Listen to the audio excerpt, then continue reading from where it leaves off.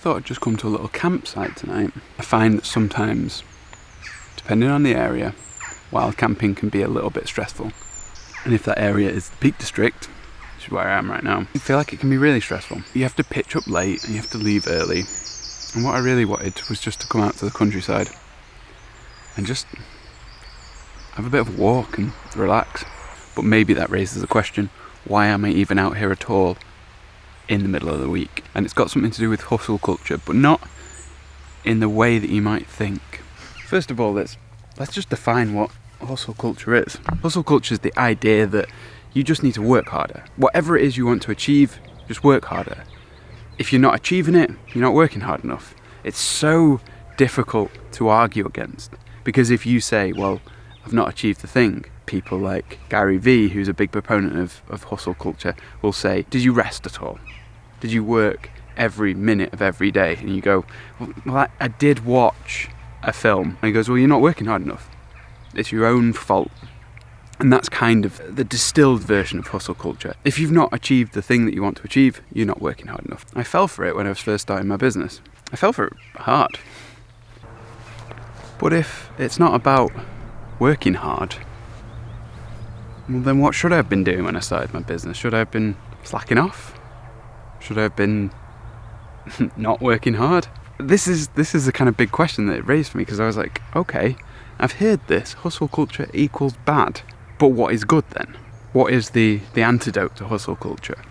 And this came up in a video that I was watching yesterday from a channel called The Goal Guys. In it, they were looking at the idea of the 4-day work week. That sounds to a lot of people like a lazy idea, especially people who like hustle culture, but just people in general. Now, I'm not afraid of hard work. I enjoy hard graft, but there's got to be a line. There's got to be an area where it all makes sense. Surely. I think I found out what it is. So it isn't about a permanent grind. It isn't about just doing and doing and doing until you've got nothing left. Because if you think about it, those goals, you're either going to meet them or you're not. And once you've met them, what have you got then? The thing that I think is interesting is the thing that I've done this week. I haven't taken this off. And what I've done this week is strategically used hustle against itself. I've used the principles of hustle, of grind, to get to the point where on a Tuesday afternoon, just out in nature, with nothing pressing to do, nothing at all that desperately needs doing. I went to bed Sunday night knowing that I had a full week of work to do this week. But I also went to bed knowing that I'd set my alarm for 5:30 so that I could get to work, get on that grind, start the hustle. I knew that I could be done halfway through Tuesday, and I was. And that is weaponized hustle against hustle. Because what it's done is it allowed me to be able to come and just relax midweek. And that's beautiful. And I know I'm in a completely privileged position where I can control my own schedule and workflow, but there's got to be something that everyone can take away from this. There's just got to be. As with so many things, what it comes down to is some sort of balance. And I know it's always boring to hear that. Hustle isn't inherently a bad thing. Hustle culture is toxic. People who promote this as a way to almost to keep other people down, as a way to big themselves up, to promote themselves, that's toxic. Gary Vee, kind of toxic. Working hard and consuming yourself in work can be a good thing. It's something that I enjoy occasionally. And I was speaking to someone, I think it's probably a year ago now, I was speaking to a few people. I said this thing that had been sort of brewing in my head, and I'd kind of pieced it together from ideas from other places. The idea that as a freelancer, as a an entrepreneur, business owner, whatever you want to call it, work and, the busy periods come in seasons. Sometimes you'll have seasons where for weeks or even months you have to work really, really hard.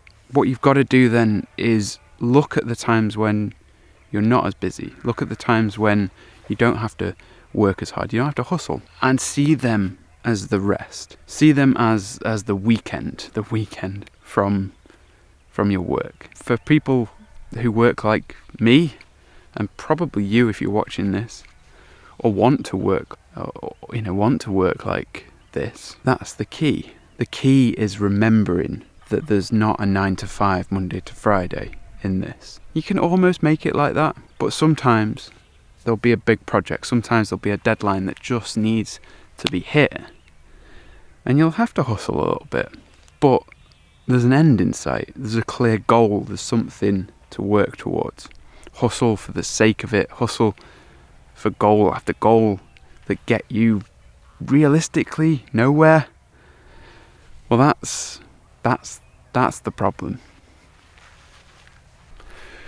Now I've got to square this with something else that I believe to be true, which is the reward for good work is more work. The way I'm squaring this is that phrase, that saying, that concept, it doesn't mean that you're not allowed to rest. It just means that if you do good work, you get to do more work. There's nothing in there that says you can't take a little bit of a rest. You can't sit and enjoy the fact that you've just done something good. And sometimes it's really nice to sit and reflect on the good work that you've just done. The other thing that needs squaring up is the phrase, find a job you love and you'll never work a day in your life. Now that one is kind of bullshit. Although I found a job eventually that I love. But I do have to work, and sometimes that's really hard work. The thing is, I enjoy the hard work, but it's still hard work. One final point and then I'll put this one to bed. Hustle culture and its link with money. Now, two little asides here. One, you need money. We need money. We need money to keep the bank from the door. We need the money to keep the landlord happy. We need the money to put food on the table. But once your base needs are covered, once you are comfortable, the pursuit of more money doesn't matter. The pursuit of more money is kind of stupid. The other side, though, is that I have ADHD. One of the side effects or symptoms of ADHD is the concept of money loses its potency. Not to say I don't care about money. I need it as much as anyone else. But the concept of just money as a number and having more of it, making more of it, doesn't motivate me. I don't know why, it just doesn't. So I find it a little bit tough to talk about this with any authority, this subject with any authority. It just seems to me that the pursuit of money for the sake of the numbers is stupid. Now, I understand setting goals. You want to reach a goal. You want to save for something. You know that a certain amount of money will get you that something. For example, at the moment, I really want an Oru folding kayak. Big old piece of plastic, folds up into a boat. Kind of silly, but I really want one.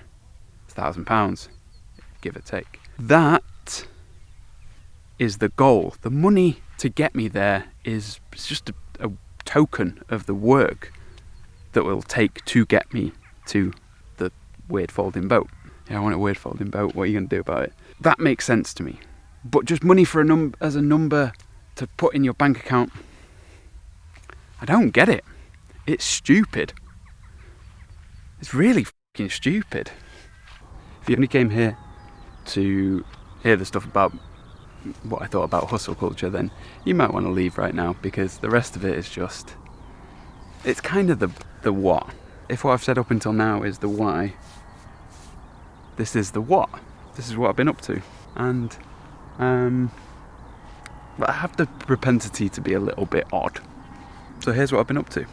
Also, not technically a mountain, but it's pretty high. And so I'm counting this as the mountain of the month for June, which means no separate video for this.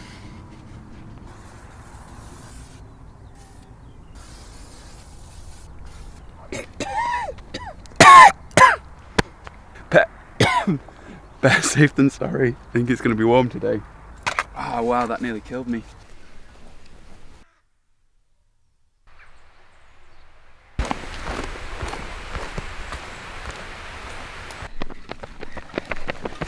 Just going to casually narrate this view.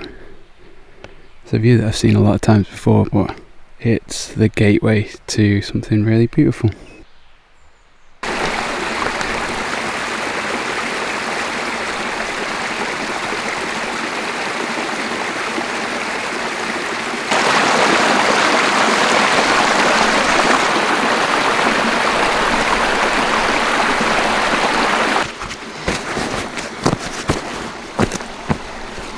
I really love the act of walking through a woodland barefoot.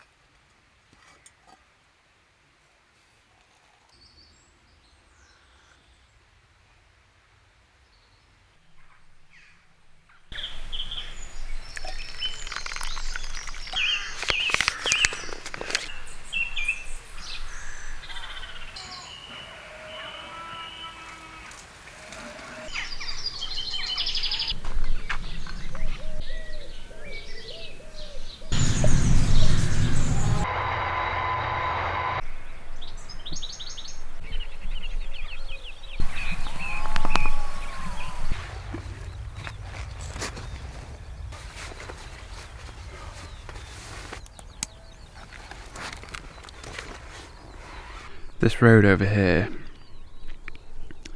used to be passable, but it was built on shale, and so it all just slid out from under itself one day. The last of the mist is just burning off, just in the valley over there. Something ridiculously beautiful about mist in the morning with the sun cutting through it. Something very pleasing about that path. I'm quite out of breath, if I'm honest.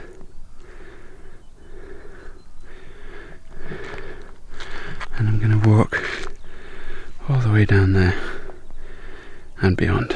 I should have stayed there, shouldn't I? It's not a bad spot to stay.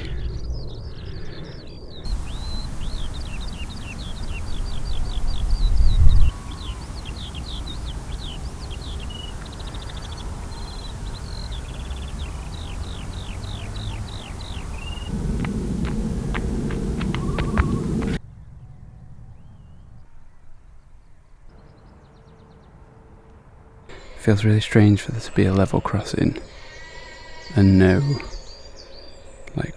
nothing to stop you just walking on it. Like everywhere else it's illegal to walk on the track, but here you just walk over it.